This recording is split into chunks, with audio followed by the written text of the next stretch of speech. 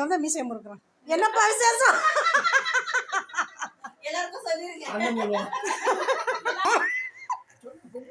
நீங்க சொல்லுமா, நீங்க சொல்லுமா.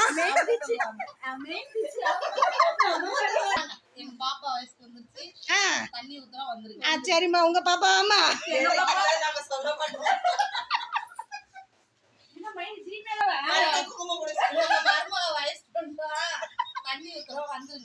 எத்தனை ஒரு 3வது வாட்டி இதான் பாருங்க பாருங்க.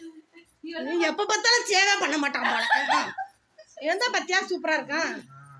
எப்போ அண்ணன் அப்படிதான் இருப்பான். வேலைக்கு போயிருக்கான்.